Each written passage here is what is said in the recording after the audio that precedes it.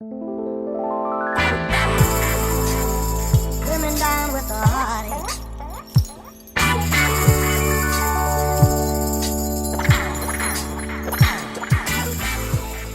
On this episode of Between Two Beers, we talked to Jeremy Redmore. Jeremy was the lead singer of Midnight Youth, who were probably New Zealand's biggest rock band from 2009 to 2012. Jeremy left the band in 2012 to pursue a solo career, and his first album, Clouds Are Alive, reached number 6 on the New Zealand charts. His second album, The Brightest Flame, was released last year, and he's touring the country with it next month. In this episode, we talk about Midnight Youth's wild ride, Jeremy's transition from journalist to musician, the fame, what attention he got on a night out, stories from backstage at the big day out, the manager who ripped them off, and why the band split up. We find out why he walked away from music to make coffee in Canada for a few years and the breakup that brought him back to his guitar. And we also discover what it was like flatting with Gemma McCaw when she first started dating her secret all-black boyfriend. Jeremy was a great guest. He was super articulate with a career of wild experiences to recall and no ego attached.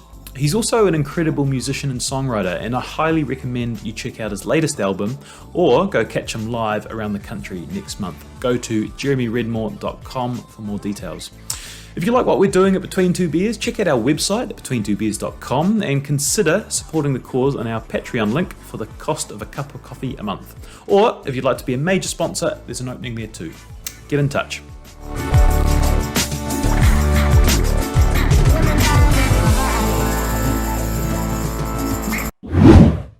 Jeremy Redmore, welcome to Between Two Beers. Kia ora, thanks for having me. Excited to take this one in a different direction because traditionally Between Two Beers has been a sporting podcast, but today we're going on a musical journey. But, Shay, not our first musician as a guest because we had... Matt Heath. Yes. Matt Heath, yes. Famous from Deja Voodoo. I opened for him. No way. No, you didn't. Yes, at Otago University O Week in about 2008. Wow. And we had a bit of biffo, verbal biffo, because we wanted to play at a certain time, and then they were like, "Nah, we're playing at that time," and we got shuffled to. And is that Deja Voodoo we're playing? Yeah. Wow. So, Deja Voodoo. 2009, Midnight Youth, you were at your peak. Yeah, you were huge. This was before that. This was a year before that. We had one song out. Yeah. Yeah, amazing. The place we're going to start is actually nothing to do with your musical journey.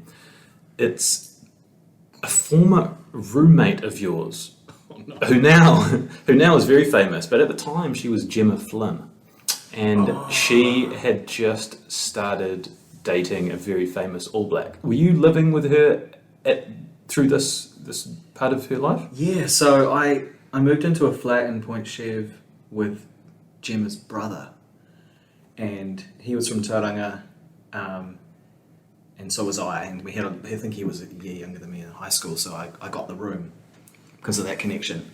And then one summer he was like, "Oh yeah, my sister's moving in to our spare room." I was like, "Oh, okay." And then I figured out, "Oh, that's Gemma Flynn, the black stick." And all she did was just work out and eat and sleep. She was like a baby in a way.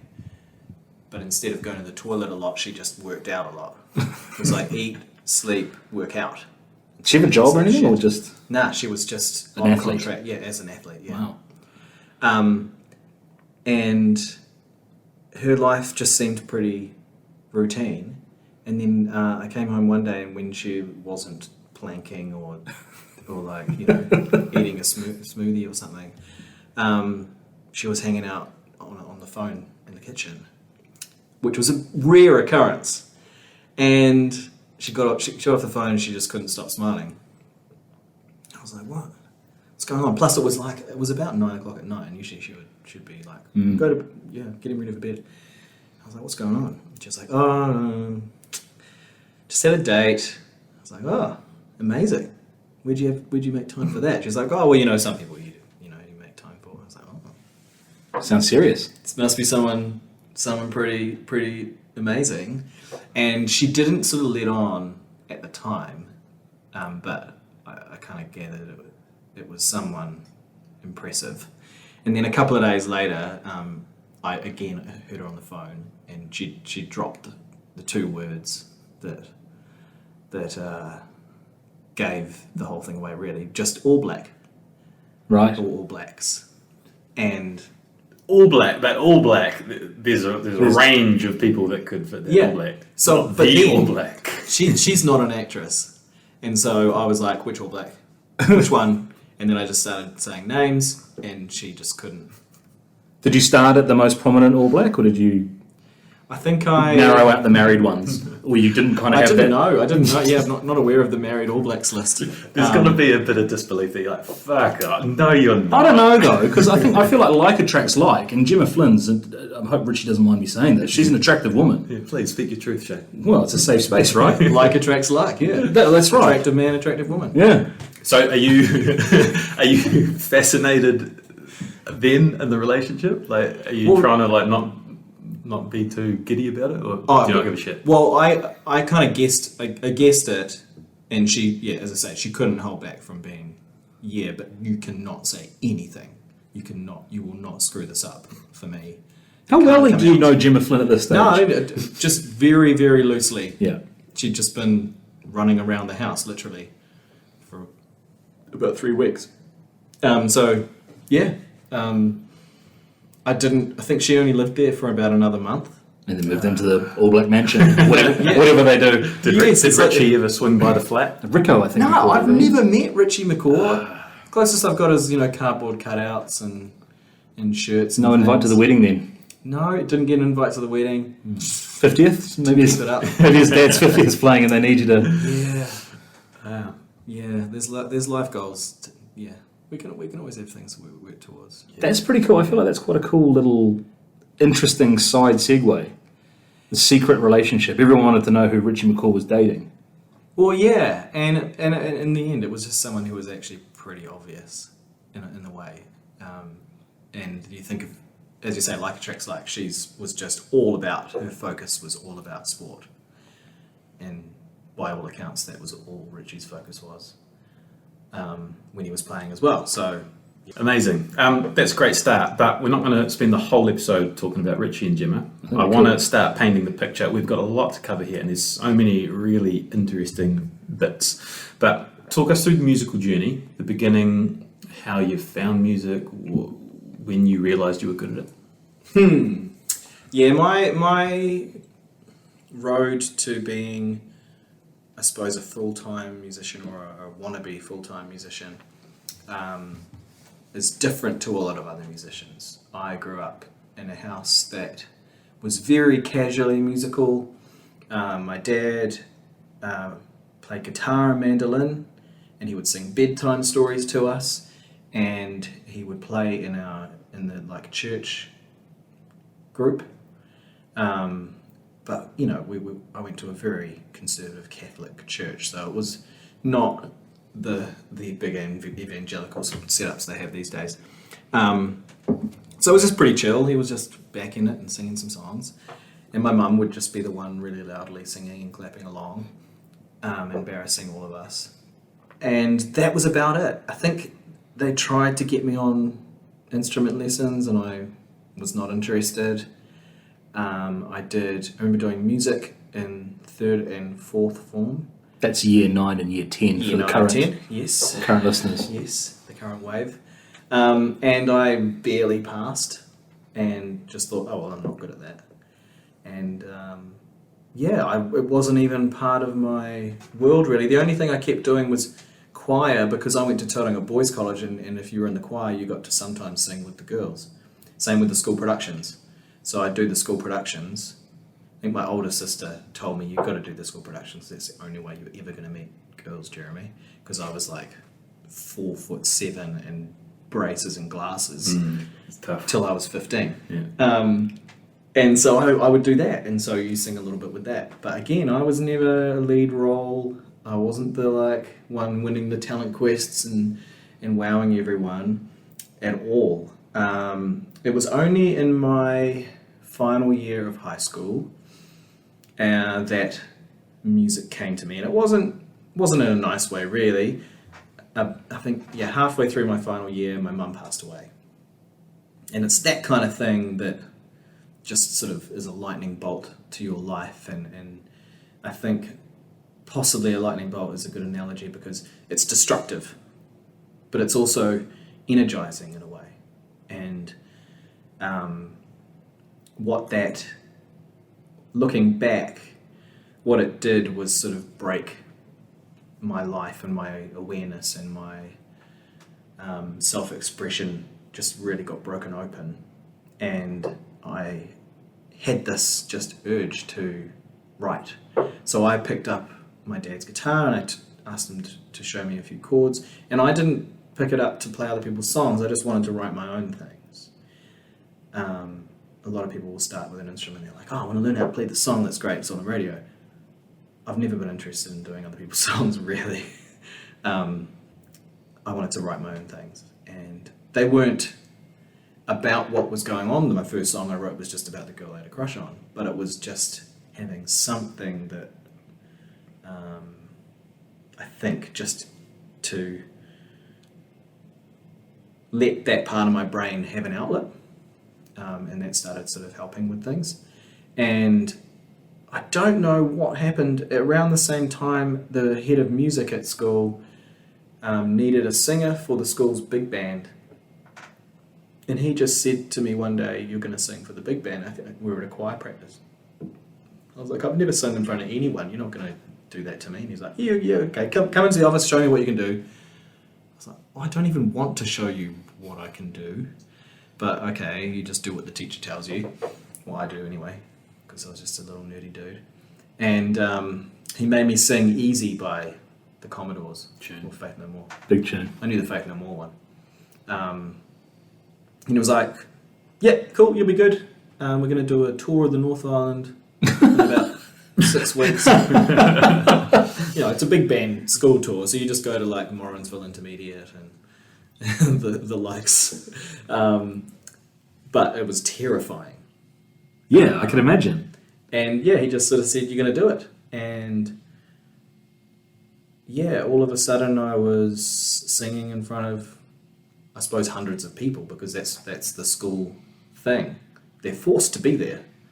But I got all the glory because the big band would do jazz numbers and jazz standards for 15 minutes, and then I'd come on at the very end and sing a song, and everyone was like, yeah, this is something we relate to. What was the repertoire of your tunes on that tour?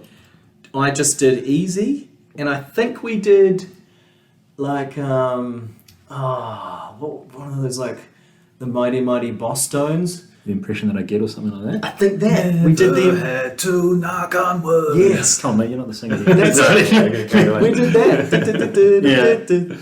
Big song. Big song. Yeah, we did those two.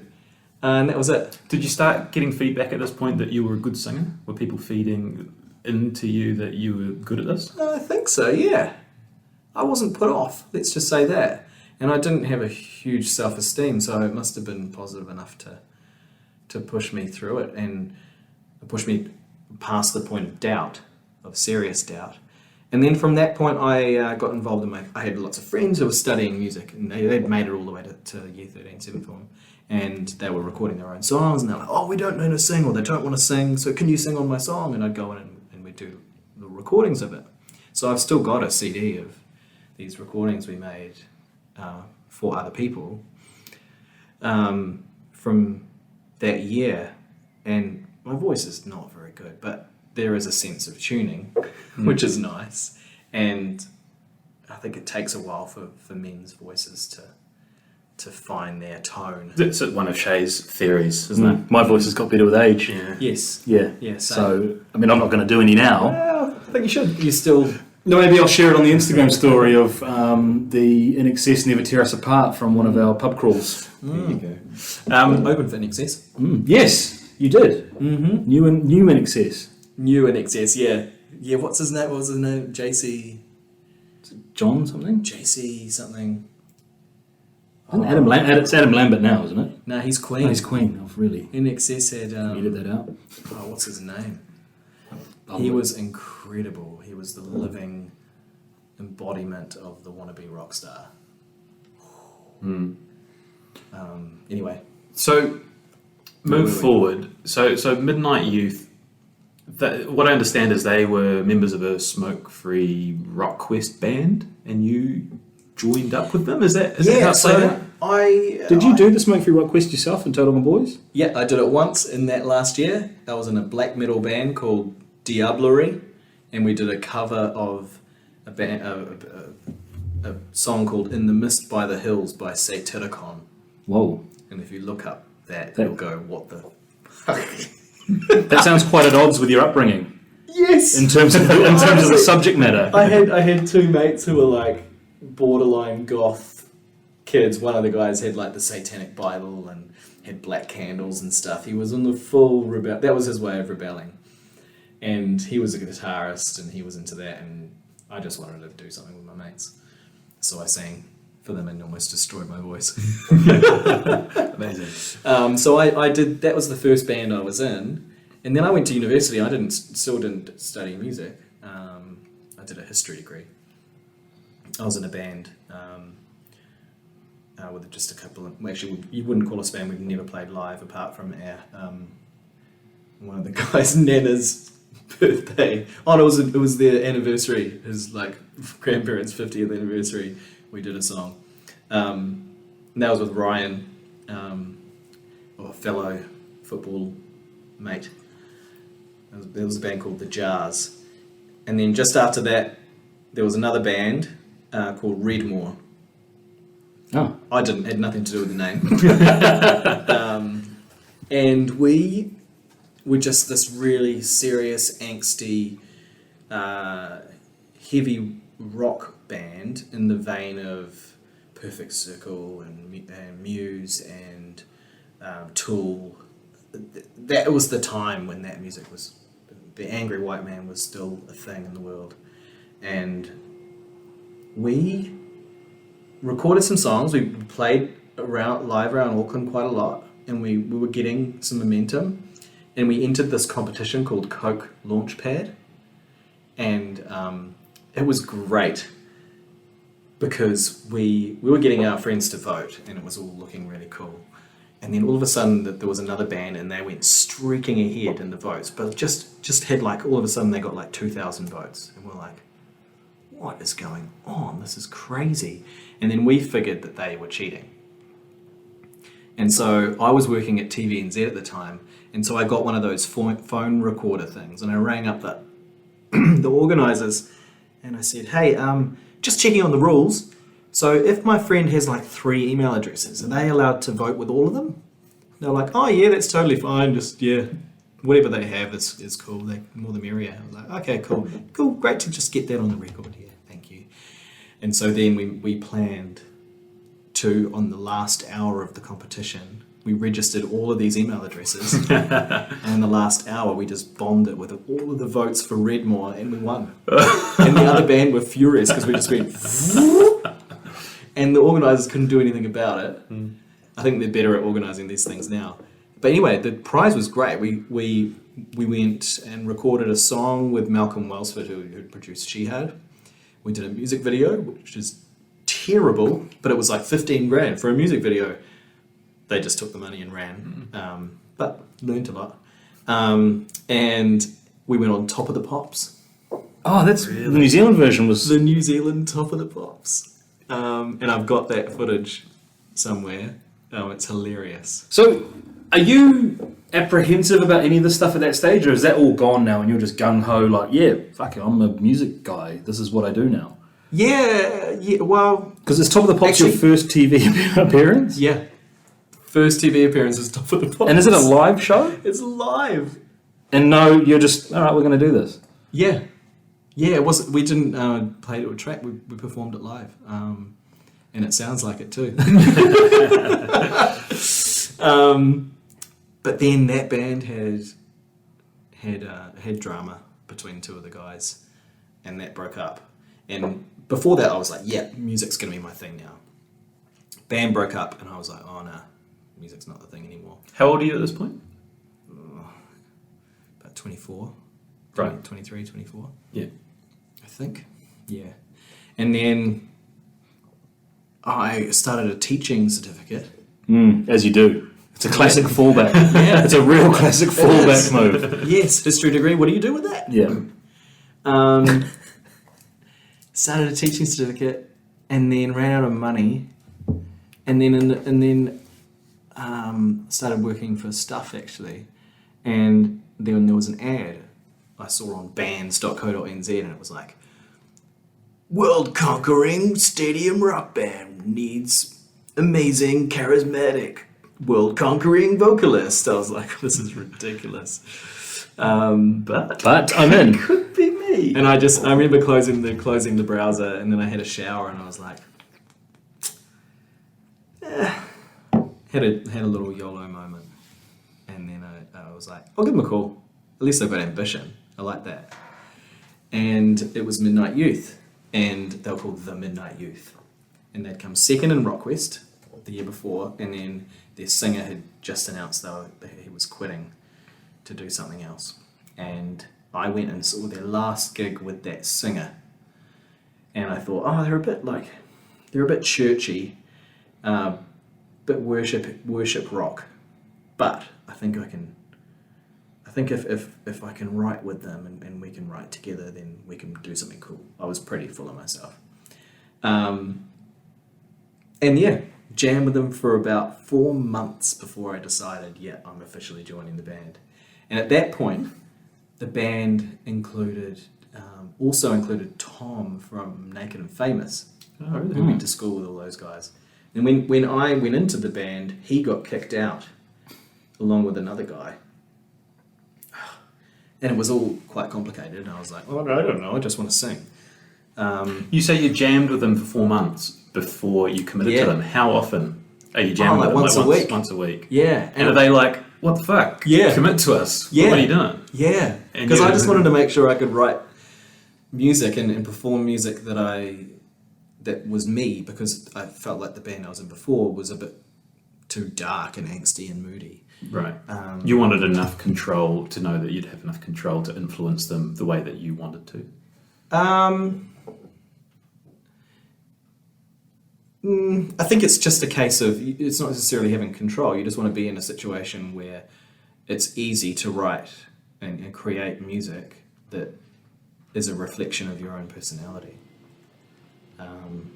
And I was it took a while to get that down. So you've committed, eventually you commit to Midnight Youth. Eventually.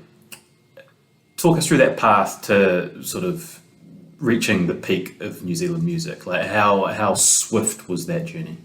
We probably spent about 2 years playing shows and recording singles for our local fan base that was basically all people from Rangitoto College or high school, whatever it is, because it was the biggest school in the country, and so it's just a ready-made fan base. And we got a little bit of momentum, but it wasn't really going anywhere. There wasn't huge amounts happening. We had this really interesting manager she was this German woman who used to work for Virgin, and she had all these sort of connections. She was always talking about how she was so close friends with Lenny Kravitz. And to her credit, she had all these photos of her with him, and like she obviously did work with him, but it was just amazing. But anyway, one of the things she hooked up was opening for INXS, the TV reality show version of INXS, and that was the pinnacle of what we had done without a song breaking it out anywhere. And the thing is, that was the difference maker. Was we wrote a good song, and we wrote the song that did it was the letter, and it's a good story how that song came about. We had a show at the King's Arms on, I think it was Saturday.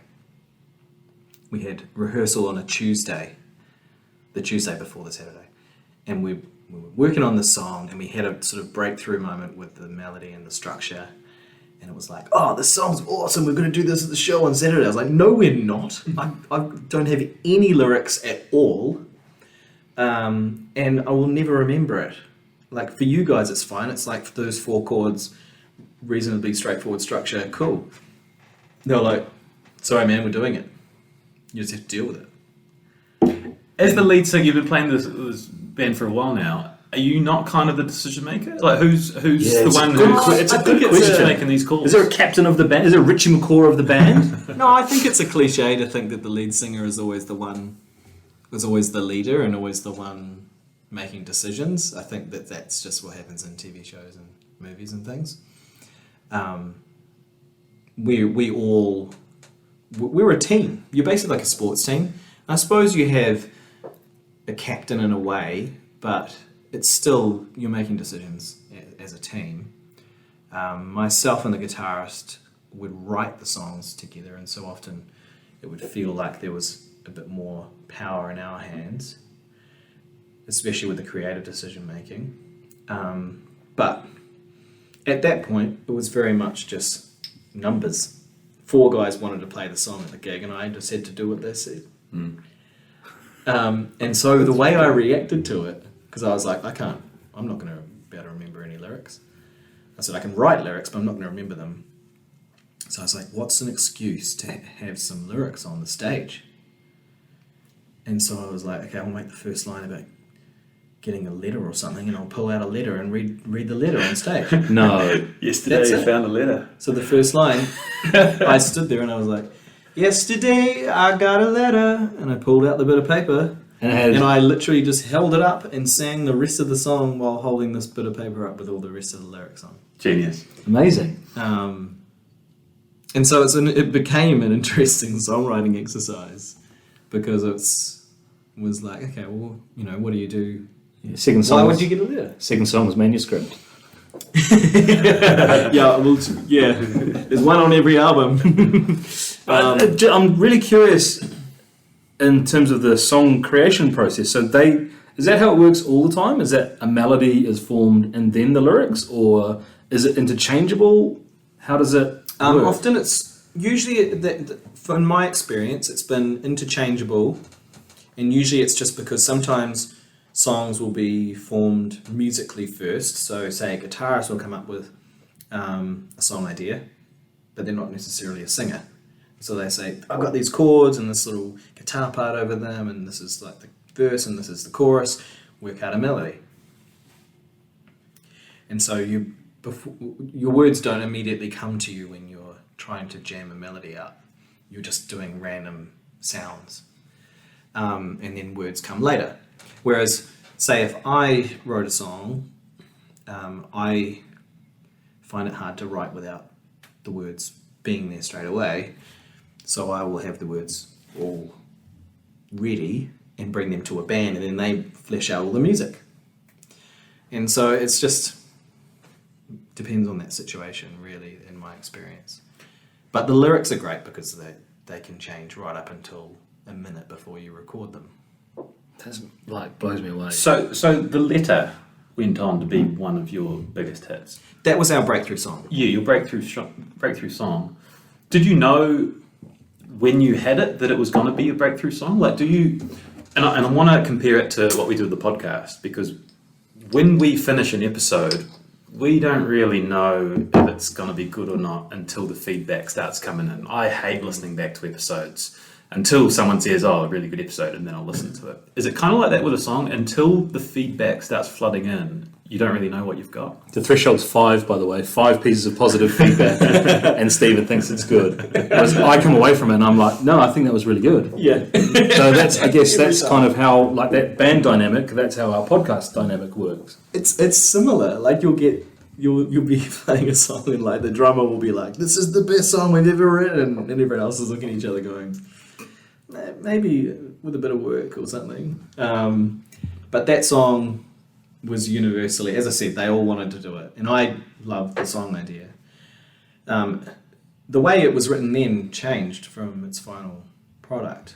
It had a whole other chorus, but the spirit and the general sound that we were creating, we immediately knew that was our best song, and we played it that night, and the whole crowd loved it. What's that feeling like? Is it describable? That's the feeling that's the feeling that is the reason why I do what I do. Yeah. Yeah, it's We pretty. share a song. That's powerful Share a though, story. because I don't think there's many songs on first listen you're like, oh my god, amazing, straight out the gate. If you're like, I need to listen to it again and again, and then I'm like, oh, that's a fucking banger on like the third or fourth listen. But straight away, the letter was like, holy shit, we got something. Maybe it was just because the rest of our songs were so terrible. Everyone was like, "Oh yes, we got a good one." I don't know, but we played that a few times at gigs, and we would have everyone saying, "When are you recording that? When are you what are you doing with the song?" And we recorded a demo, and we knew like 2 industry people, and we sent them a demo and said, "What do we do with this?" And they both came back and said, "This is a great song. I don't think you should release this without having an album ready, because if this gets on radio, it'll go well, and you need to have an album ready to make the most of it." And at that point, we had a new manager who saw us play it in excess and wanted to help us. And he had a friend in New York who was this kind of cowboy record producer who'd worked with Avril Lavigne, apparently. And this guy was like, "Come to New York, we'll record your album, and you only have to pay for it if you get an advance from a record label." So say the record costs 30 grand, we would only have to pay him 30 grand if we got an advance of 30 grand from a record label. Is that like a normal thing that happens? Hell no. Usually you want to get paid straight up, because the odds of signing to a record label who's going to pay you in advance are so slim. I still think the guy was insane to do it. Based on one song. And a contact in New Zealand. Yeah. And as this is happening, are you starting to think, fucking hell, we've got, like, this is a career opportunity? Are you No. starting to get swept away in any of it? There's a lot of romance involved in the idea of going to New York and recording an album. And are you a full-time muso at this point, or are you working a job at the same time? No, I was full-time journalist. Right. Yeah. And gigging on the side. That's what they call it. That's right, yeah. Yeah. The other guys were at music school or doing other bits and pieces. No one was getting paid to do any music at all.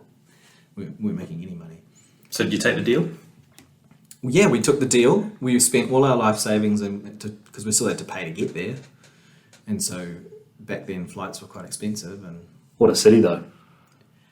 honestly, that place, the first morning I woke up and we were staying in Brooklyn, and I remember getting out of this crappy place we're staying at and walking down the street towards, I think, McCarran Park from Greenpoint in Brooklyn, and I had The Sound of Silence on in my earbuds by Paul Simon, and it was just...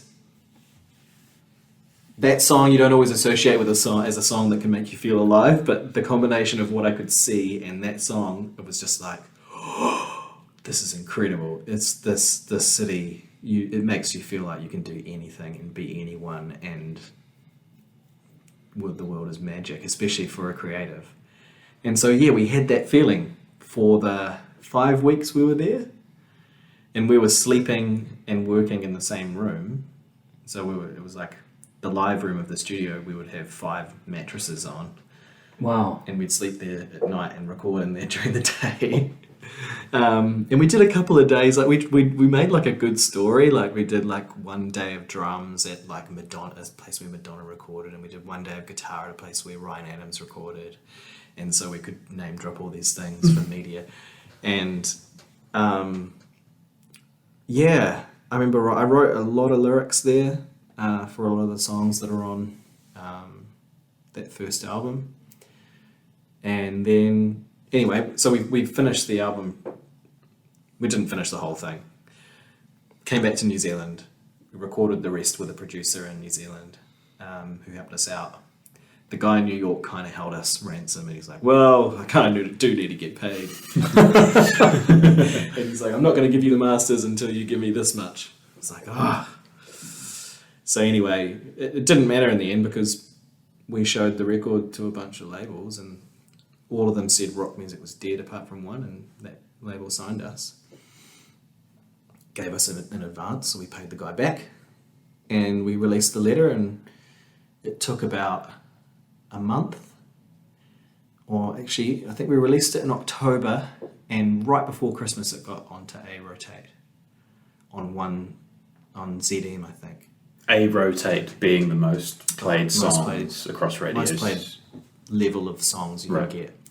And it's great if you get on there just before Christmas because they don't change the playlist until January. Yeah. And so we got cranked over Christmas, and then it just went bigger and bigger and bigger. And then we released All on Our Own, the second single. And so when across that journey did you make the change from being a journalist to being a musician? I was still working full time, and we got to the last week of April, and the album came out in number 2. You know, they've got the new. I remember sitting at my desk and I swiveled around and I went, "I'm out." I didn't say that to my boss, but I said that to the people I was working with. So like 6 months of the single out there, then the album drops and it gets a few rave reviews, and then you're out. Or you didn't care what happened. You were just like, the album's out. Oh, at that point, the letter and All on Our Own were 2 of the most played songs on radio. The album dropped at number 2. It was kind of like, no, you gotta. This doesn't happen to people. You've got to quit your stupid job and just go for it. And so I did.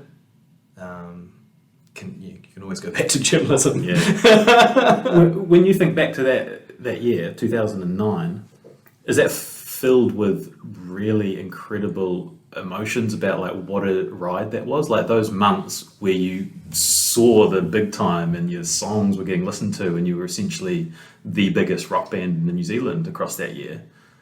Do you think back and think, fuck, amazing? I do, in a way. When I look back at what we did, yes.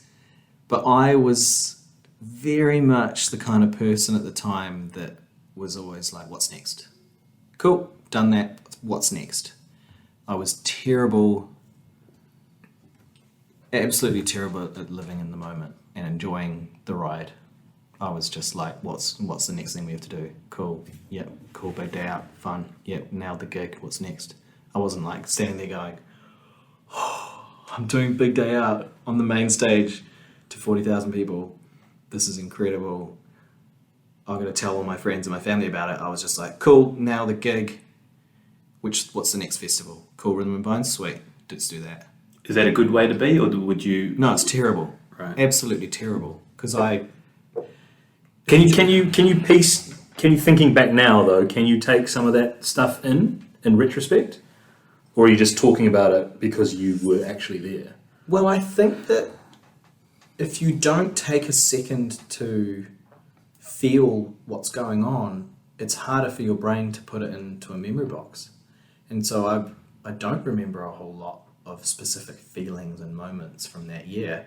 I usually have to ask one of the other guys from the band. I was like, someone will ask me about something that happened. I'll be like, I don't remember that. Like, what happened? Because I was just thinking, what's next? So yeah, don't do that. What are some of your best big day out memories? There's stuff that happened backstage or stories about mixing with other bands or big names that stand out? In terms of performing, the thing I remember, and it was because it was the only time we ever did it, and this was my captain of the ship moment. I was like, we're going to do some Black Sabbath. Wow. Yeah. And we started playing War Pigs in the intro to one of our songs. I started singing the tune from War Pigs. And I remember just thinking, oh, my big brother will love me for doing this. Because that was what he listened to when he was like, oh, listen to this little bro. this is real music.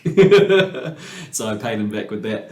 So that was front of stage. Backstage, backstage was pretty magic. I do remember that pretty well. We arrived pretty much as early as you can because we wanted to be there the whole day.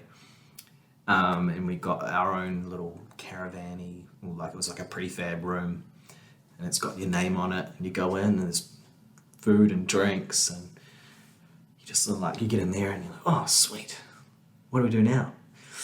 And then you sort of look out your window, because look out the window of the door of the place, and there's just all these cool looking people everywhere, but you don't quite know who they all are. And one guy comes up, and some English guy's like, Midnight fucking Youth, mate.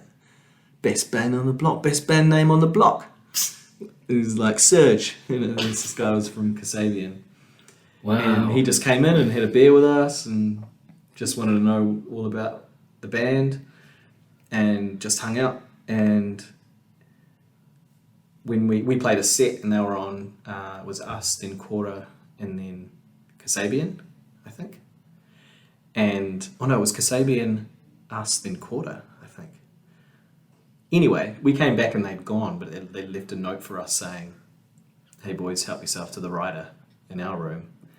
Because they went straight to Australia, and we went in their room, and our rider, which we thought was generous, it was like 4 times our rider.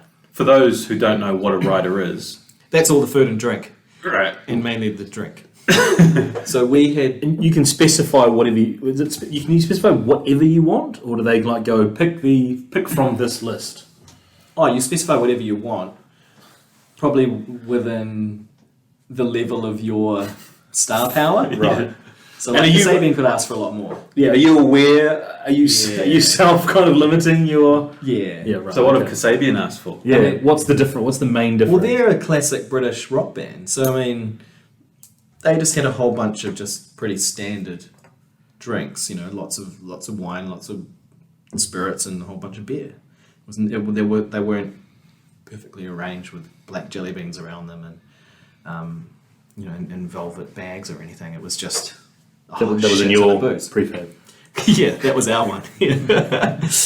No, they just had a shit ton of booze, and we just took it all, and we had booze for months and months and months. You can take it away with you. We put it all in our van. We just spent half an hour just carting drinks to our van before anyone realised we'd taken it all. How many artists at the big day out are playing boozed up or on drugs? 90% of them. Did you guys do that? I think we had a couple of drinks, but we were taking that pretty seriously for a few reasons. One, that was the pinnacle of our dreams, our live performance dreams. Every young musician that's in a band in New Zealand wants to play main stage at Big Day Out, and we got to do that for the first time on our first appearance at the Big Day Out. It's just insane. That doesn't happen, and so we didn't want to screw it up. And you don't get a sound check, so you just have to play well. Who headlined that year? Muse, I think. Muse and Dizzy Rascal.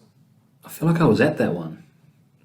Might have been. Because OFC's office was there. Yeah, there's a good chance. Chance you were there. Yeah. It's a good year. Lily Allen, was she? She was playing there. That one? Was there any backstage stories with Lily? Well, yeah, we were out just...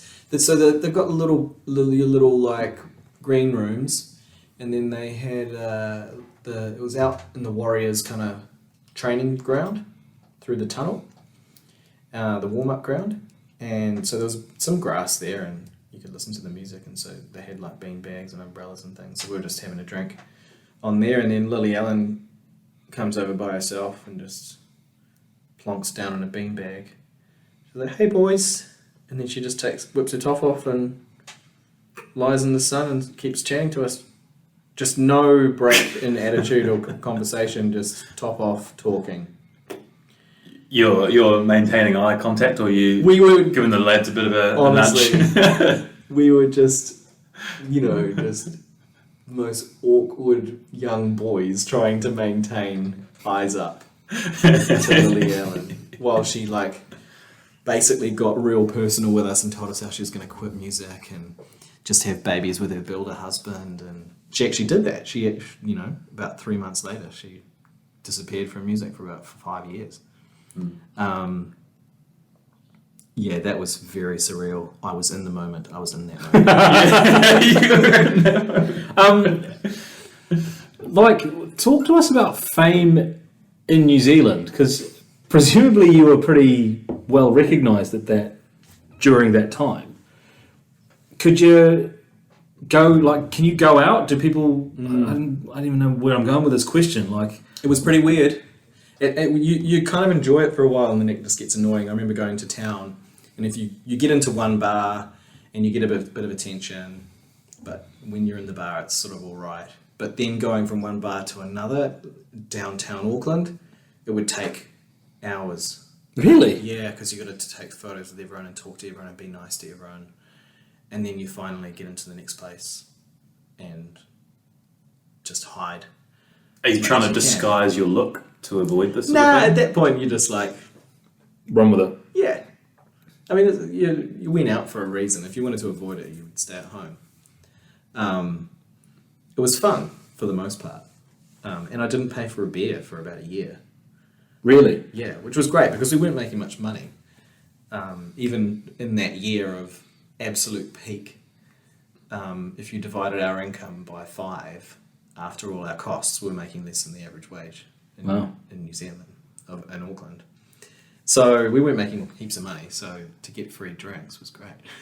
So you got free drinks because every bar you went into, someone recognised you in the bar and bought you a drink? Either someone behind the bar would recognise me and just give me the drink, or a punter would. And are you rocking with publicist or anything like that? Jeremy from Midnight Youth Hell no, is nah. coming for dinner tonight. No, but do you know Party what? of 4. The most amazing thing that I ever did in that sense was I once lived in a hotel for 3 months for free. That's not bad. Wow. I just played in their lobby once a week Really? for an hour and a half, and it was amazing. That was the most baller power move. Yeah, what year would that have been? 2010. That's nice. It is really nice. Thanks, Bridges, Auckland. But yeah, fame was funny. No one knows your names. They're just like, hey, Midnight Youth, Midnight Youth. Yeah. Oh, Midnight Youth. And it's pre or is it in the middle of selfie kind of era? Are we still on Bebo at that stage? We were still on Nokia phones. Right. The iPhone had only just come out, and so selfies didn't exist. But yeah, it was still MySpace. Yeah. And Bebo, I suppose, a little bit for the younger ones. So it's still actual cameras. Can I get a photo with you? Yeah, A people digital. still had their cameras. I was like, oh yeah, I've got my 5 megapixel camera. And so some of the footage from those live shows is so bad because it's just them holding their camera up on video mode or a terrible Philips Savvy phone that they're filming it on or something, you know. So yeah, selfies weren't really a thing, but photos were. They were just kind of terrible. So opened for a number of big acts across the next few years, right? Incubus, Ed Sheeran. Have they got that right? Midnight Youth. We'd done Incubus before we were big, actually. Did you meet those guys? When you open for someone, do you meet them? We did meet them. Yeah, unfortunately. A couple of the guys were alright. Oh, really? Was the rest of it who the fuck are you lot? Oh, no. Oh. They were all pleasant to us, but a couple of the guys were just living the really kind of gross rock star life where, they're just ordering people to bring them girls from the crowd, and right. It's just kind of sleazy and gross. And it's just weird when one or two members of the band are like that and the rest of them are real chill and nice. But yeah. That seems like quite a big gig to have before you've made it, opening for Incubus. Yeah. How did that come about? It's just people know people. Yeah, our manager just got a hookup to do it. We didn't get paid anything, but we played 20 minutes before Incubus. There would have been someone else on the bill as well. Right. That's fascinating. Well, it's a pretty common way to break acts because Incubus is going to sell out their concert. So the promoter just needs to fill a time slot and they don't want to have to pay anyone. So who can they get that's just young and they can expose and help out? Get the unknown, up and coming local rock band. Yeah, let's talk about money in the industry across the years. Where, I mean, you had the number one most played song on New Zealand radio in 2009, I think it was, All on Your Own. You're top 40 in the charts. You know, you're smashing it. Multiple songs. The album's doing really well. What's it look like financially? If you're okay to talk about it. Well, as I said before, yeah, I think we turned over about, in that year, we turned over about 350k. And then if you take 20% off to management... 20%? Yes. Oh, but don't get me into management in the music industry. But yeah, then you divide that by 5, and you're looking at sub 60k per member. And so we just didn't do that. We put all the money into an account, and we would cover all of our living expenses instead of paying ourselves a salary. And so we were still living pretty cheap. We just continued the student life. None of us bought houses or cars or anything. We just put all the money back in the band. And we spent most of our money on gear and touring, trying to make it outside of New Zealand. Gear like music equipment? Yeah. Yeah, I think we're one of the first bands in the country to get set up with in-ear monitors. And our guitarist, Nick, did an amazing job just figuring it out himself, because there was no one here who was doing it. Him and our sound person worked together to set that up here, because only touring acts had that. Yeah, so I'm really fascinated about this year, right, 2009. You're obviously a very smart, switched-on guy. You've brought in 350k split between a lot of you. What are you thinking about the future? Are you thinking that do you think that this run is just for a short period and make the most of it? Or are you thinking this is the start of a big career, it's going to get bigger and bigger and bigger? Yeah, we were determined to get out of New Zealand and in terms of expanding the market beyond New Zealand. And so we put all our money into that. And we moved to Australia, moved to Sydney, with the full backing of a record label there, a major label, and we had a touring agent.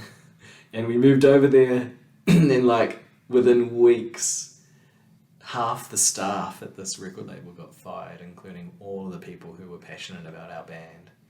And so when they got new staff, they didn't care about us. And so we got no push from the record label, and then the booking agent was like, well, if you're not getting push from the record label, then we're not going to push you either. And so we just did nothing and got really depressed and played some terrible shows. The worst show you can do, I'll tell you this, is to headline a battle of the bands. That is the worst thing to do. We drove all the way from Sydney to Melbourne to do one of these things once, and it was just the most soul-destroying thing. Is it because everyone's turning up to see these specific bands and no one gives a shit about... You're supposed to be the pro band that finishes the night, and everyone's just left. Yeah. Because they're not interested. They just wanted to see their mates play and then leave. Find out who won and then leave. Let's to jump back to the record label thing and then not getting pushed. How does that impact on your creative side? Are you just completely demotivated and you're mooching around, or are you... Yeah, it was very much Mooch Town. We were all living in the same house in Sydney, and we were planning on promoting and touring this record for a good 6 to 12 months, because we didn't know anything else at that point, and we had nothing to tour and promote all of a sudden. And so we're like, we'll just stay motivated. And so we tried to get another single out a little bit after that, recorded it in Australia, put that out, and it just flopped, and we didn't understand why. And I think looking back, we were just overexposed. We just had all of our songs were getting just thrashed on radio. We didn't want another one. And then we just started writing for the next record. You were getting overexposed, so people had too much of that and didn't want more of it? Well, radio decided they did. Radio decided, right? Yeah. So they were. Plus it was there's lots of politics that go on in commercial radio because, yeah, we were kind of broken. If you get broken by a specific radio station, they feel like they own you. And then when you do some work for a rival, then all of a sudden you've betrayed them, and so they'll stop working with you. And we had that happen a bit where rock radio really supported us, and then the songs went way beyond what rock radio can do commercially. And so when we released another rock song, they were like, well, you're not a rock band anymore. You're like a super pop band. So they didn't play us anymore. There was no real reason that we saw. But sometimes these things happen. But yeah, sometimes it's just because there's just so much. I mean, Kings of Leon, right? They just got played so much that everyone just got sick of it. It's like no one wants to hear any more Kings of Leon. Yeah. We had that. So where did the journey go from there? Were there more singles, more hits come through? At that point, we were like, oh, screw it. It's not the Aussie dream isn't going to happen. So let's write the next album. And so we stayed in Sydney and wrote the second album, which is just a really sad, angry album. It's very much reflective of that time, which is really interesting to look back on. But in the midst of that, we got to do some pretty amazing things. We toured all around the world, and we were still trying the whole time to break out. And we would go back to New Zealand and play big shows and all that kind of stuff. So we're still doing really, really well. What's the most random place that you went to on the world tour? China. And are they responding well to the letter? No, we went there for an Air New Zealand junket. Oh, yeah. And we played to a room of female travel agents, like 500 female travel agents. And the Chinese government had to vet all our lyrics. We had to send them all the lyrics, all the songs, and to get the special passport, like visa, to get in the country. And it was so bizarre. But in New Zealand, put us up in super fancy hotels. Went to the Great Wall of China and did a whole bunch of fun stuff, and played 3 random shows to people who had no idea who we were. Are you getting hyped for that, or are you like, oh fuck, we're just in China? I guess my question is, does it become like a job at that point? That was weird, and less of a because they weren't there to see us. Yeah, we were just like, what the fuck. So do you still give it your all in the performance? Are you kind of going through the motions, or is it just you give it? I wouldn't have said we were giving it our all at that point. Yeah, it would have been 80%. It's a bit like the time we did the Harcourts convention and they wanted to start the convention with a bang, so they wanted Midnight Youth playing all on our own at 7:30 a.m. We were like, oh, you're paying us so well, but it's so early. I don't know if we can give you 100%. Wow. So they got about 80% too. Opened for Buzz Aldrin once as well. That was a weird one. Right. He was doing a speech and they got us to play some songs before him. Rugby World Cup though as well, right? Yeah, played at opening night or closing night. I can't remember. It might have been That with the Finns? Yeah, the Finns or Crowded House were playing as well.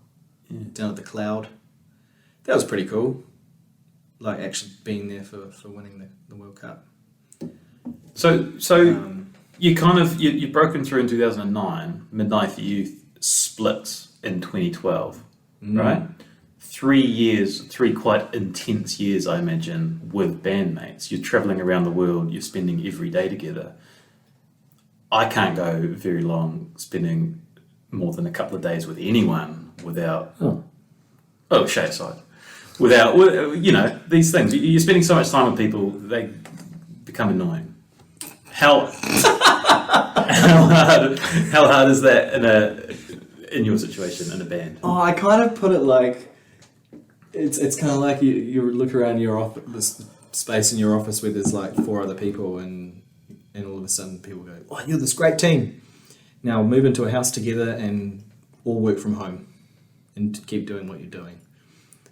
It was like that for a good 2 years. We were living together and doing the band thing, and so it was 24/7.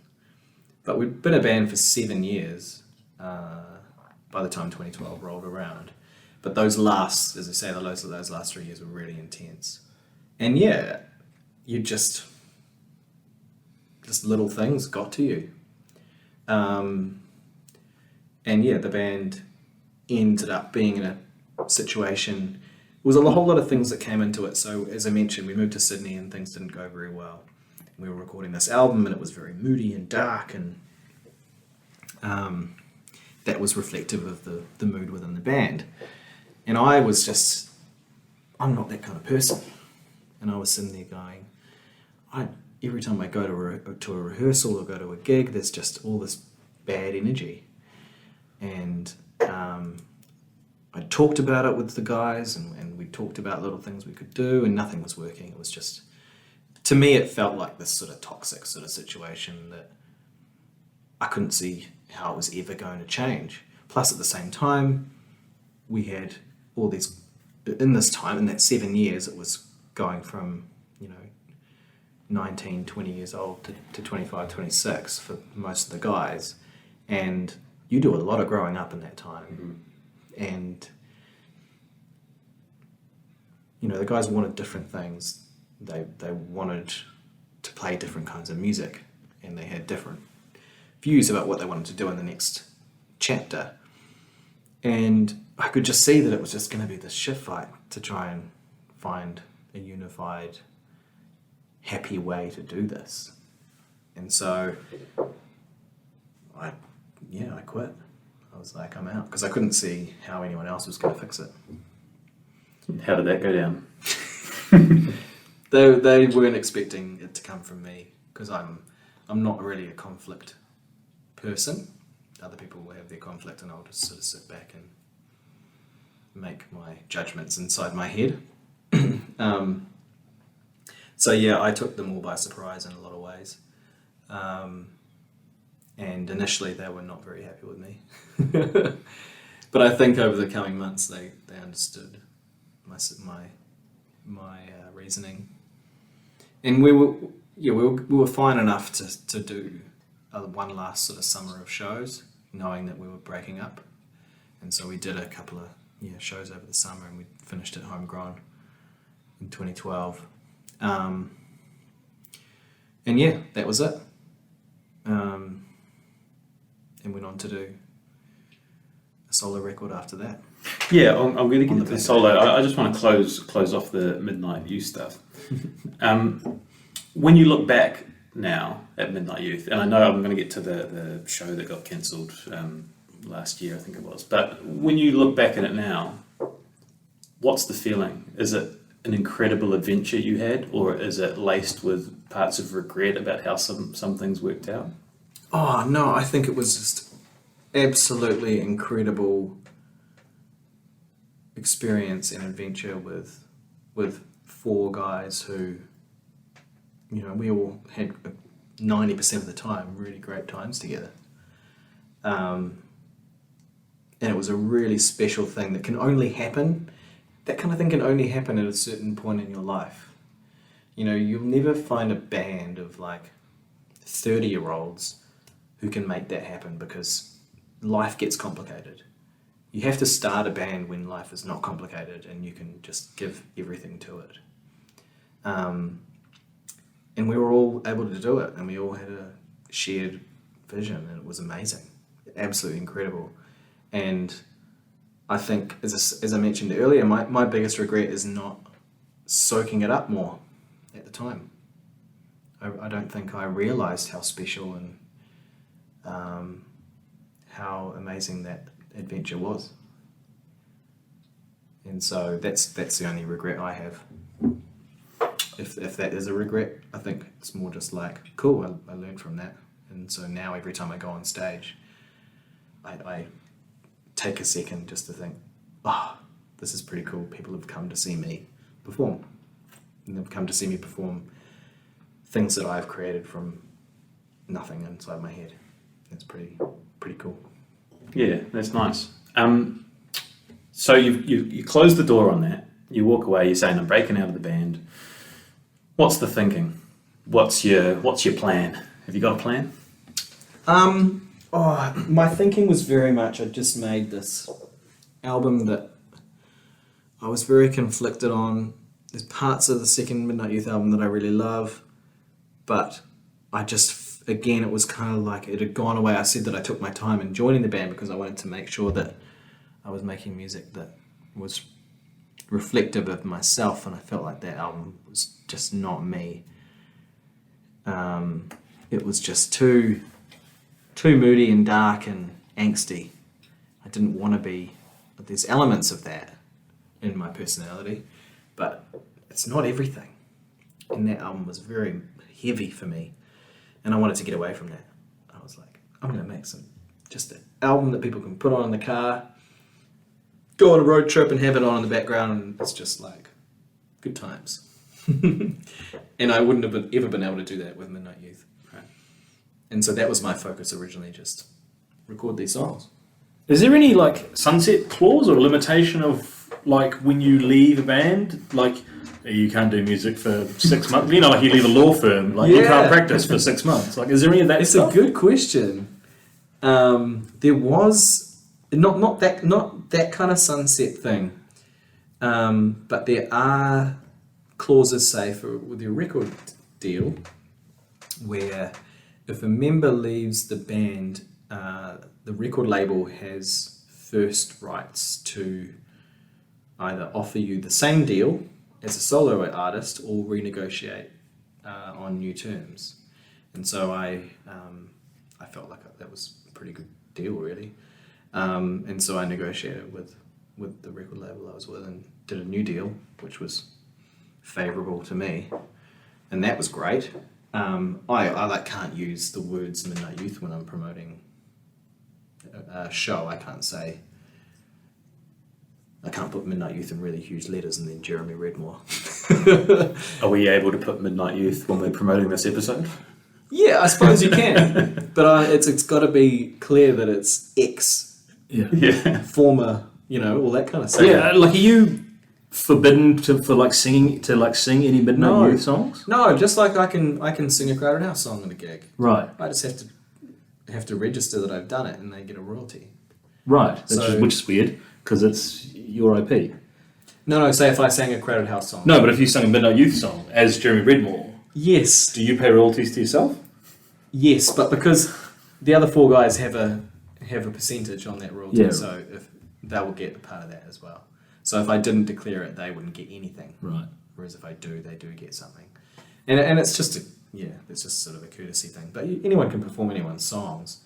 It's different if you claim that they're not the other person's. And just quickly, did any part of you worry once you left Midnight Youth that they were going to pop another call to action on bands.co.nz for a new No, I still frontman? think that they should go for it. I mean, they're technically still a band. If they want to find a new singer and do Midnight Youth, they can go for it. Good luck finding someone there. So you do Those your own songs are a bitch to sing. That was actually one of the other reasons I quit the band, was because I was getting these horrific like lockjaw moments in my jaw, because they're just so hard, and our sets were an hour of just non-stop energy. We didn't have breaks. We just went through, and it was terrible. I remember doing Christmas in the Park, which is 200,000 people plus. And It's Frankie insane. Stevens. Frankie Stevens. I mean, that's just two massive life goals there. And I had to get acupuncture like on my face because my jaw wouldn't work. It wouldn't open. So you've actually done basically every massive New Zealand music thing you can do. You've completed the set. Rhythm and Vines. Yeah, New Year's slot, Rhythm and Vines, big day out main stage. There's newer ones now, I haven't done Bay Dreams, haven't done some other ones. But all the ones that were around when you were around. At the time, yeah. Christmas in the Park was, yeah, that's a big deal. It's a big deal to go to Christmas in the Park and not sing a Christmas song. And you didn't? No, we just did our own songs. Yeah, that's nice. Yeah. We're the only original songs of the night, Wow. which is pretty cool. I'm going to move us along. What does an average day in the life look like of a guy who's quit his band and is a solo musician? What's a Wednesday look like for that next year? Ooh. Back then, hey, I was pretty good. I got a gig presenting a travel show, TV show. I was working on my record, which was getting paid for by the record label. I was getting gigs, trying to rehearse for live shows and doing the album. I think I had to get a little side gig because at that point, I think previously to then, Midnight Youth had been paying for most of my expenses, so I could just live off savings. So I had to start paying rent and food and things. So I got my little side gig back. Did you get any celebrity? That's where I met you, Steve. Yeah, that was it. That was when the Olympics Yeah, work yeah. I kicked in the overnight. Any celebrity TV opportunities at the peak of your powers or I shortly once afterwards? auditioned to be an X Factor judge, but I was never going to get that. That was just, let's get some people in, I think. Stan Walker was always going to get that gig because he's amazing. Celebrity TV. I didn't end up on reality TV things. Did I? I can't remember. What have I done? I presented RockWest TV one year. That was fun. And got much more involved in that kind of side of things with mentoring young musicians through schools and through RockWest. But yeah, life was pretty good. Yeah. So link us up to the solo journey and moving to Canada.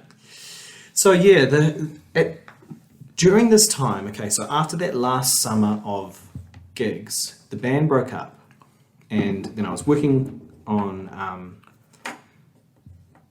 getting this new solo album underway.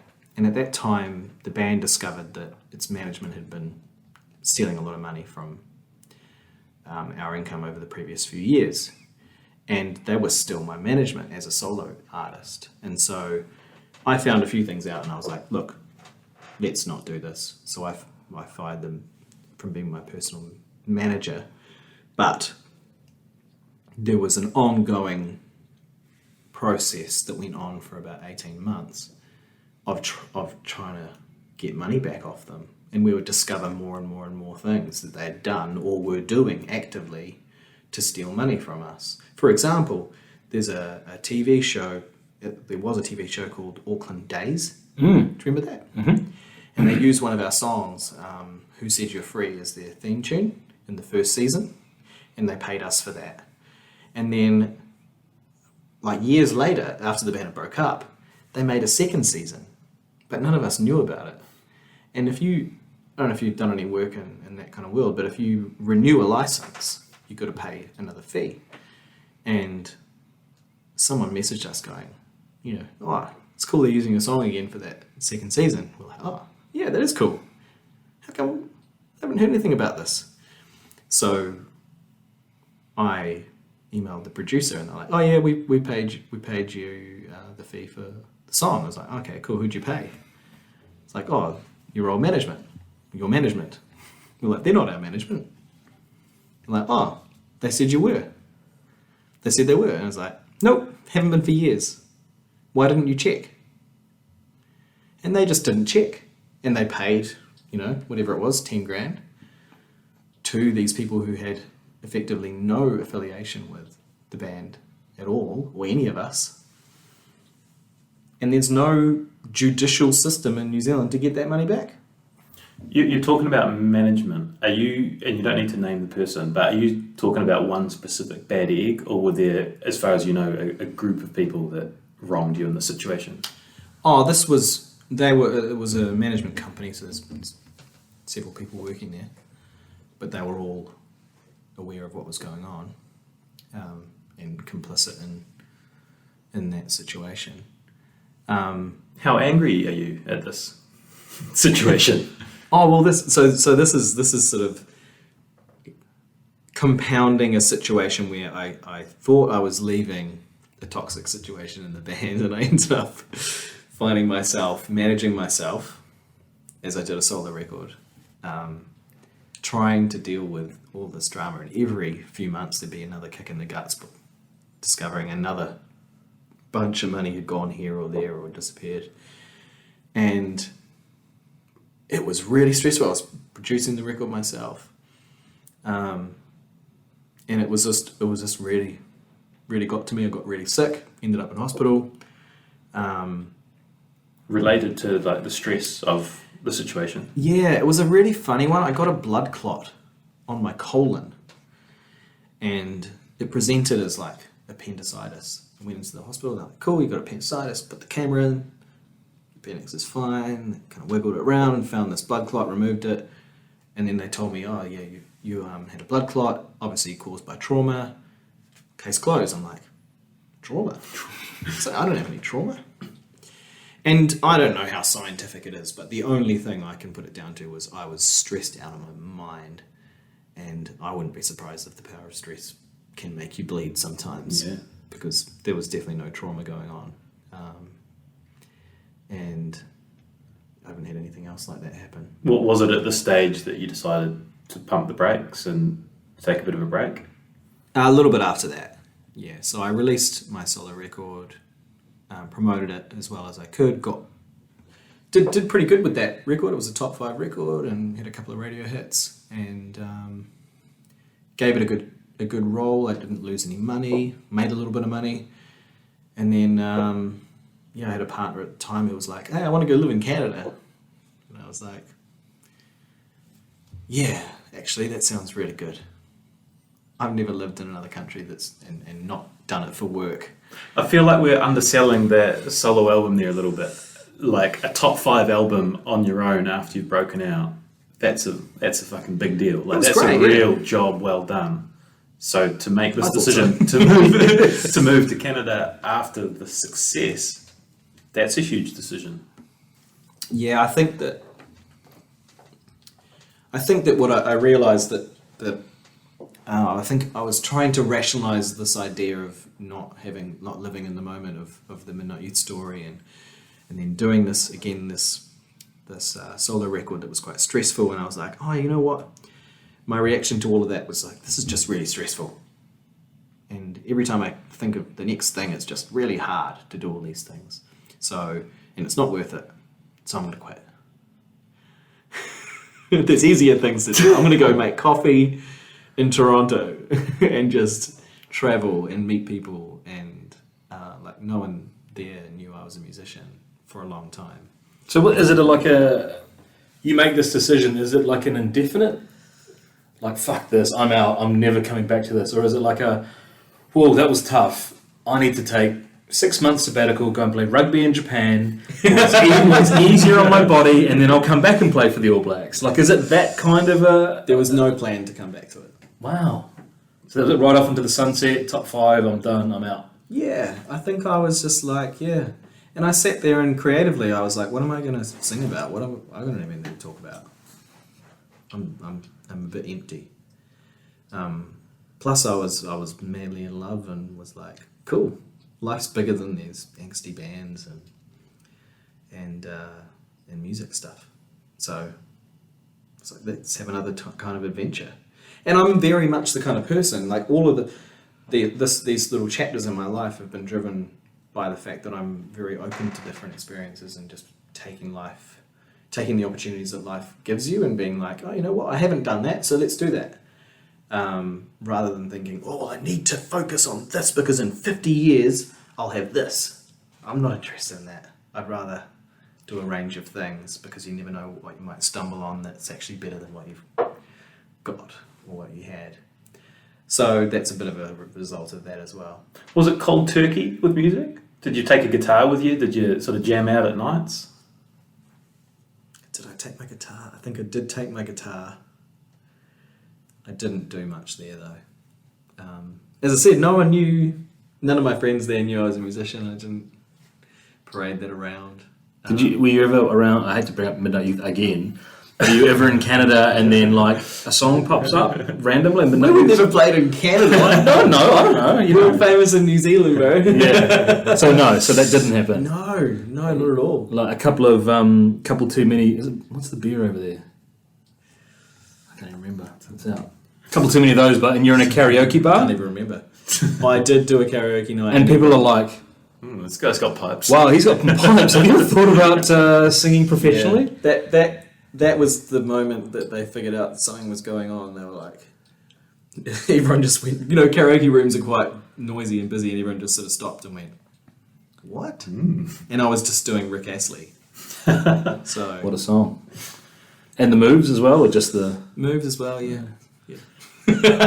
So one of the things about being a musician, and I'm going to sort of link this into your latest album, is that you are open and vulnerable about some of the hardest things you go through.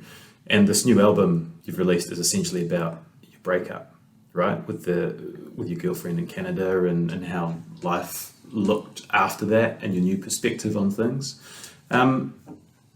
Talk to us about the breakup if you're open to it. Yeah, well, the breakup was part of the life that I had built over there. I honestly felt like I'd clocked life. I had like this amazing job where I got paid to do something I really loved. I got to travel anywhere in the world and still work. I was around good people in an exciting city, had a great, amazing partner, and I just didn't see how it could get any better. I just didn't have any stress. I'd gone from having full 200% stress to zero stress. It was amazing. And then in the space of about 6 weeks, all of the things that held that life up disappeared. And a big part of that was the relationship, but also my dream job ended. what was that? Sorry. That was just running a fantasy sports website. Awesome. It was great. What was like a particular sport or? All of them. Let's not go into that. Okay. But it was great. And also my visa, because I was like, first I had the breakup and I was like, okay, it's fine. I've still got the job. That means I can still live wherever I want, because if you're working remotely, you don't need to have a work visa to be in that country. You can just have a visitor visa. It's like I can just stay in Canada on visitor visas for however long.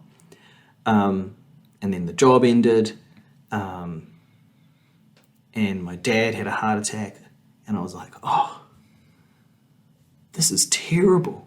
And yeah, what do you do? My reaction in that situation is to turn to my guitar and turn to music and find a way to process it. That happened, what time span is that happening? That you break up with your girlfriend and your father has a heart attack? It was all around the same time, yeah. It was all those three or four major things was all within 2 months.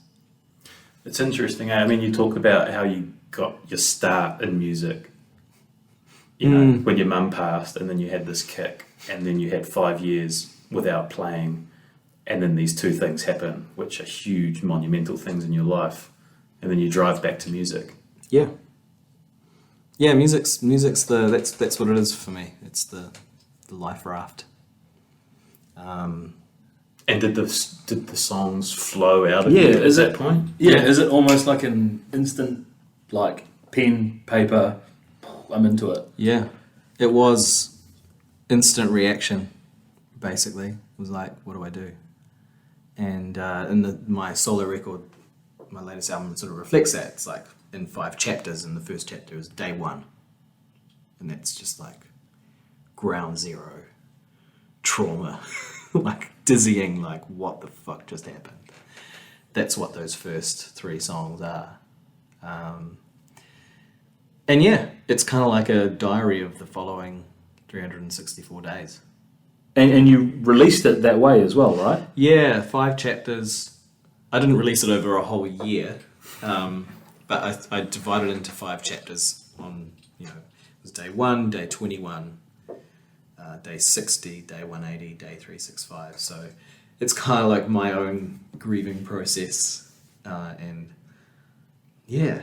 Is that scary putting that out to the universe? Yeah, it's definitely the most personal thing I've ever put out there. I guess it's easier than having the same conversation with a whole bunch of different people, right? Like in a breakup, what happened? Fucking here we go again. So yeah, this is why this. By the final. Yeah, exactly. It's like, what happened? Listen to this. Talk to me tomorrow. I know. Yeah. Yeah. Look, I think just sometimes when you just have these creative compulsions, you just have to run with them, and that's just what I did. I just had that as my, as I say, my life raft, and I was sitting there, and I had too many options. You know, I could have gone and sung on cruise ships. Did that really cross your mind? Teaching in Japan. I could have moved to London. I got a British passport. Could have just done something there. I could have moved to Europe and, you know, got a random job. And the music was like, nah, do the music. Go back to New Zealand. Be with your family.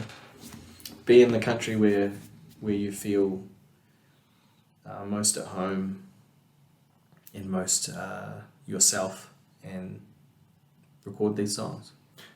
It's a really beautiful album. I remember messaging you when you were drip feeding it out in the chapters, listening to it and knowing the story, you know, like being engaged in the story behind it. I thought it was really powerful. You've poured your heart out into this album. You're coming back to New Zealand.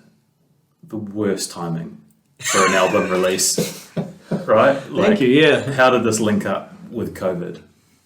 Yeah. Well, as I say, it was in 5 chapters. They were going to be released over 4 months, and that was locked in. And then the 4th one came out, and I remember doing it. I was down in Dunedin for some promo. I did 91 FM. A gig down there. Yep. Went into RDU. It's RDU, right? Yeah. And came out, and I looked at the news, and I was like, oh shit, we're screwed.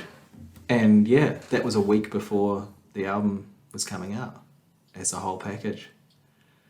So you had a whole schedule of events and... I had tours, I had all the media promotion, because release week is just you save everything.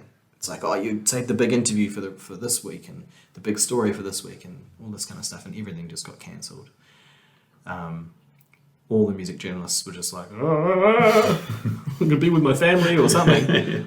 And there was no reviews, there was no interviews, everything got cancelled, there was no shows. We had these big Midnight Youth. So we were supposed to get together for a one-off show opening for My Chemical Romance. And we'd been rehearsing for that. And that was, a week after the first lockdown as well. Yeah. How did that come about? Who's got the gang back together for a one-off show? Oh, well... They needed some no-name band to fill for free. Yeah. Honestly, it was just a promoter had the idea, asked the guys, and it was like, well, honestly, do you turn down playing Western Springs? Again, it's like, okay, look, life gives you opportunities, and there's some things that you... Like, if it was like, oh, we want to get Midnight Youth together, and we're going to do the Dog's Bollocks. I'd be like, no, fuck off. Not interested. But Western Springs for 50,000 people, yes. You just don't say no to that. Because that's a guaranteed amazing experience. So, yeah, we were like, yeah, let's do it.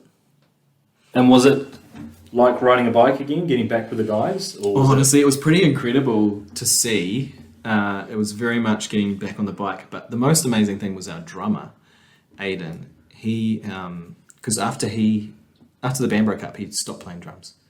Just was like, cool, I'm done. And he started a company called Designer Wardrobe, which has been one of the local startup success stories over the last sort of 7 years. And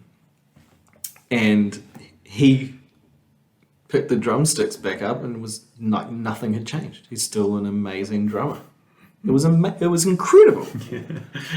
Muscle memory, just all right. Because he had nothing to do with music for 6 years. 7 years, whatever it was, 8 years. And it was like, what? Yeah, very much back on the bike. It's pretty, I mean, we used to rehearse 40 hours a week, so it's not a surprise, really. We were one of the hardest working bands in terms of putting together a live show at the time, for sure. So the brightest flame, eventually life returns to normal, people are allowed out again, and I understand you're about to go on a tour to promote this up and down the country? Yes, finally. Yeah? Yeah, because I was shitting my pants most of last year because I'd just spent all my money on a record, and then my two jobs, music and work in sport, was gone. So I was like, shit, this could go on for years, and I've got no income at all. And so it wasn't really wise. Like, touring is not local touring. You don't make money, and that's with everything opened up. So if you book a tour and then have to cancel it, you're straight up just losing thousands of dollars. So I didn't tour last year because I needed some money to hold just for my future. And so now, with some different government funds and supports, I'm able to put this tour together. I've got a great little band, so I'm able to do the song some justice. And You excited about it? I'm super excited. This will be my first tour since 2014. Wow. Like, of New Zealand. And it's very much, starting again for me.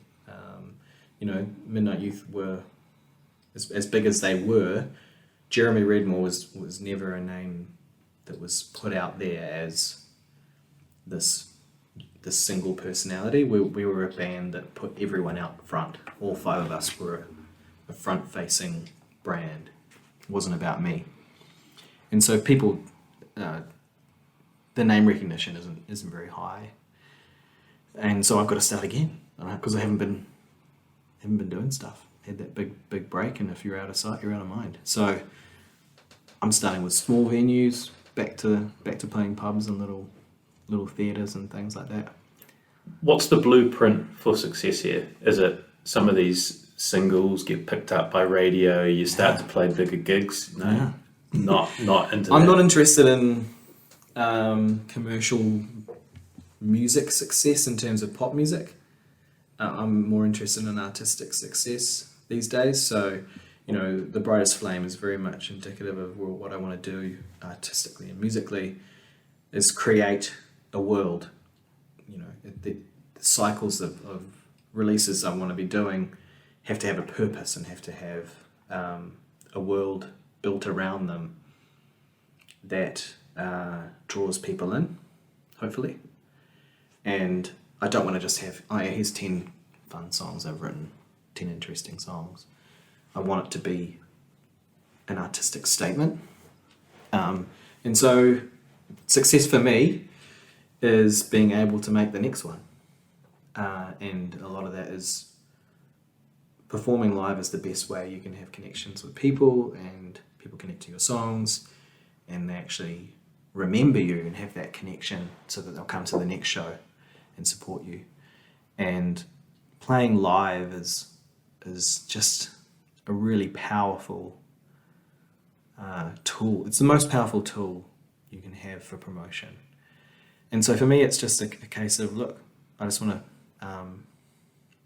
be able to perform songs from my whole catalogue, from Midnight Youth all the way through to my 2 solo records, and have people enjoy them and keep building that as the years go on. So you are going to play the classics? Yeah, gonna do the classics. They might be a little bit different though. My dad was a bit annoyed. I had dinner with my dad last week, and he was like, "Oh, you're not gonna change them, are you?" I was like, "Well, I'm gonna be doing, all on our own in a venue to like 80 people.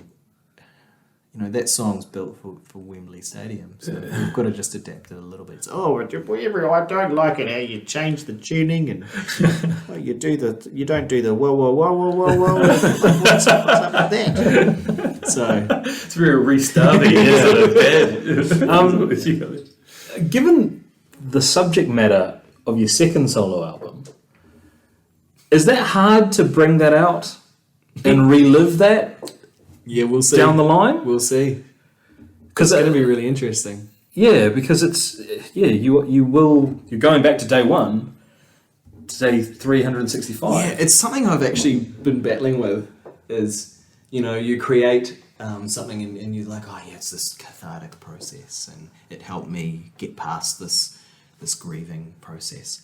But I don't know if it does. I think creating something that's a monument makes you just look at it all the time, and you're like, oh, that's still there. Whereas sometimes you just want to close the door and walk away. So I don't know if it's going to be a good thing to relive this year of my life again and again and again. But like you said, does that then open the door potentially for that creative process to flow and write the next batch of songs? Absolutely, Based yeah. on- yeah.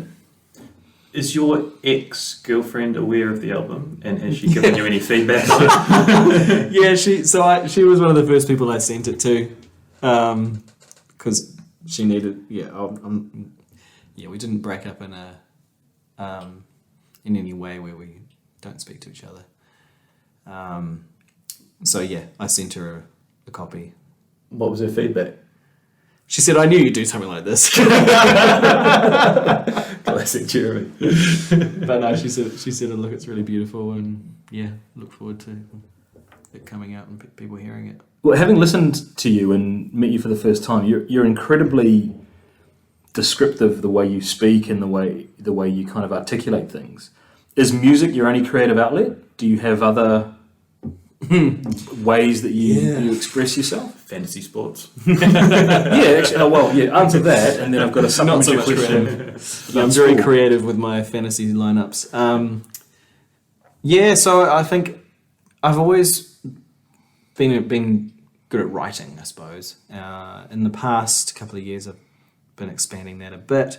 I got funding last year to write a play with a friend of mine who just happens to be an incredible writer and actor and director and producer and everything. His name's Tainui Tukuwaho, who, he's a bit of a local legend for a whole bunch of different reasons, but he co-founded Te Pou Theatre in Henderson, and they're doing some amazing work there. And I've been working on little projects with them on bits and pieces. I wrote a script for a play last year, which is a new thing, but really, really cool. So we'll work over the next year or so to bring that to stage. And that might end up with me being in it as an actor. Have you acted before? On stage, yeah, I did Jesus Christ Superstar. Awesome. In 2014, right before I left New Zealand, with Lawton Cora and Julia Deans, Madeline Sami. That was one of the most fun things I've ever done.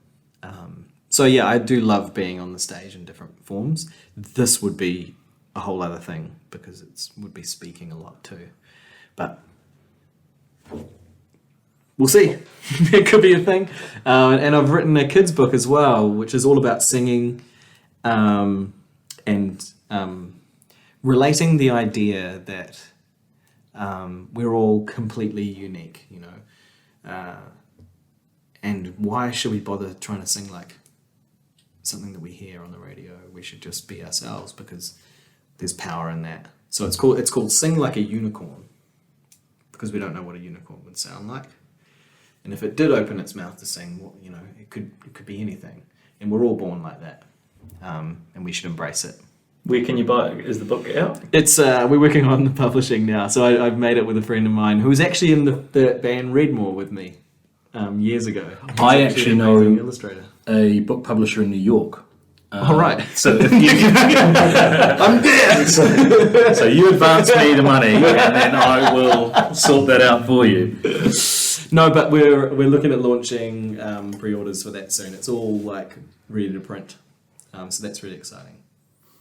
That's been an incredible journey. I'm really excited to follow where the next chapter goes. But there are a few bits and pieces I just want to touch on before we close up. And there's a little bit out there about you and your life on sort of websites and the media and Wikipedia. There's a little bit.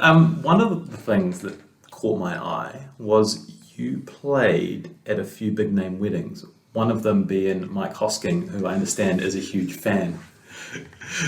So,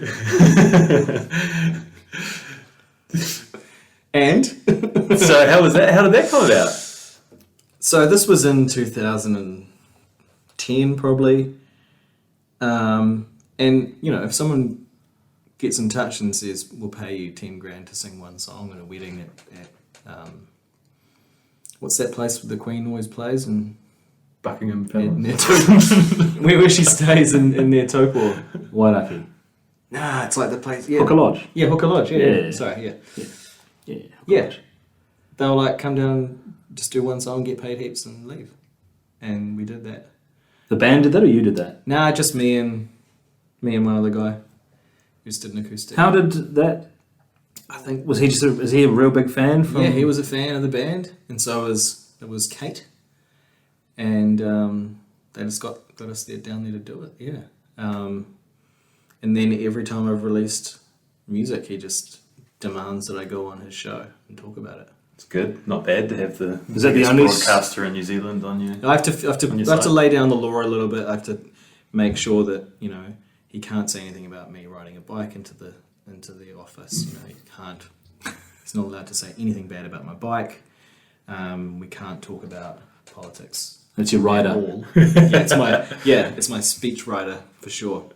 But we've done some funny things like that. When I got flown to Bali to play at Dane Rumble's wedding, and we did a wedding reception for remember Kirsty from Shortland Street? Yes. She got married. Angela Bloomfield. And no, Bloomfield. Kirsty, Kirsty? the blonde one, not the redhead. You're thinking of the redhead. The receptionist. I don't know. No, she was a nurse. Let's Kirsty. not get bogged down in the detail. The blonde one. Fucking hell, man. We played at her reception, and if I was going to book a band for a reception, I'd get them to play a whole bunch of covers. She just booked a Midnight Youth set. So we just played for an hour, just our normal set, which I don't know if it's really wedding reception vibe, but cool. Again, they paid us well and looked after us, and it was great fun. The So done a few of those. Dane Rumble thing's interesting, and I've got this on my notes. And like in New Zealand music, does everybody kind of know everybody? Oh, nah, they don't. Dane was managed by the same people we were. Right. And so he was, when we were coming through, Dane would always just get put on the bill with us, which was great because Dane is one of the nicest people you'll ever meet. And his band were full of the same sort of people. And so we always had a great time together. And yeah, he got married and he was like, oh, I want you to come and sing some songs. I'll fly you over on a free holiday. That sounds That's great. cool. But no, it's not like we know everyone. Or I'm not. I think if you're like a really extroverted networker, you can easily go to all the music awards and the Silver Scrolls and all those events and just make yourself known to everyone. But I'm terrible at that. So And then we've had a lot of high-profile athletes on the podcast before, and they speak about their interactions with other athletes and stuff, and how they always come back to, they're just a normal guy. Is it the same with musicians? Are they just normal people? No, they're not normal people. Musicians are not normal people. They're all weirdos, except for me. Yeah, I was going to say, I feel like you're quite normal. Yeah. I'm not friends with many musicians because they're all weirdos. No, well, it makes for some really weird dynamics between people. There's lots of ego involved with music, I suppose. Whereas sport, maybe it's just the top tier ones have the ego as well as the competitiveness, that combination. Whereas you have to have an ego to create music and put it out there. Because you've got to think, well, people need to hear this. So I'm not saying I don't, but there's a lot of ego going around and that sort of creates some interesting situations. And yeah, there's been. Oh, I'm not. Yeah, There's some stuff. there's some stuff. Seems like there's some stuff there. Can I ask one more? Yeah, go ahead, mate. The sport journalism stuff. So you're incredibly descriptive. You write well, obviously. How did you land in the sports department? I mean, you've explained the Olympic thing.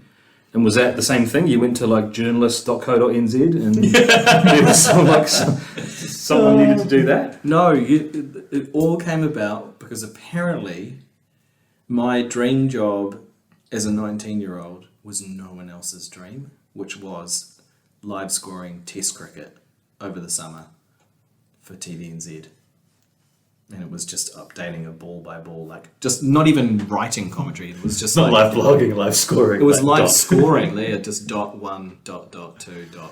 So you big cricket tragic.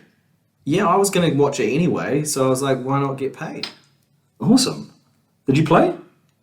No, well, yeah, but Because I never played cricket and I love cricket as well. I was a horrific cricket player. I really liked indoor cricket. We had a good season once. We won the little local Morningside Championship once with a really unlikely group of guys. That was the high point of my cricket career. Yeah. Plus, also witnessing Willie Watson lose at one time. At indoor cricket. No, it was at the nets at the Mount, and he had told all his kids that if anyone got him out, he'd give them $50. And he just started just smashing all these kids. Was he still a young Sixes all gun over at the that place. point? He was still a young gun, yeah. That was pre-Black Caps. So Guns. yeah, Yeah. you got it. The story finishes with the kid getting him out, doesn't it? Kid got him out. Was that kid you? Not me. Oh. No, I witnessed it though. I wish I'd got him out. I was terrible though. Because I didn't grow for a very long time. But yeah, Willie Watson didn't want a bar of giving kid any money, just threw the bat down and walked away. Like, visibly angry. Not even, there was no hint of... Couldn't joke laugh or it anything. off. No. Yeah, and so that was my greatest cricket observation when I was a kid. But yeah, got into it by doing the most boring job in sports journalism, I suppose. And then just stayed around. That's incredible. Thanks so much, Jeremy, for giving us your time. It's been an incredible journey. For those listening, where can they find you on this tour? You got some dates and locations locked in? Yeah, so it begins June 11th in Auckland, June 12th in Tauranga, and then I go to Wellington and New Plymouth the next weekend, and then Queenstown, Christchurch and Dunedin the following weekend. So over those 3 weekends in June. And look, I'm the only Jeremy Redmore in the world. So if you just search Jeremy Redmore, you'll get my websites, whether that's Facebook, Instagram, or my own one.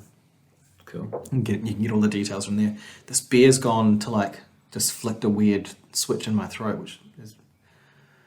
That's what the bouncing Czech Pilsner Lager does. Yeah, it's Yeah. the magic of between It's two beers. bouncing around in my throat for sure. Epic, man. Thanks so much for joining us. Shay, last words? May is New Zealand Music Month, so I think it's pretty appropriate that we've had Jeremy on the podcast. Midnight Youth go down in history as one of New Zealand's biggest bands. For a moment in time. It's been awesome, really awesome to get an insight on that industry and something that I don't know much about, so thank you very much. Thank you. No, it's been a blast talking about it. I don't usually get to do these long form things where people are actually interested in it, so yeah. Cheers, mate. Been great. Good to blab.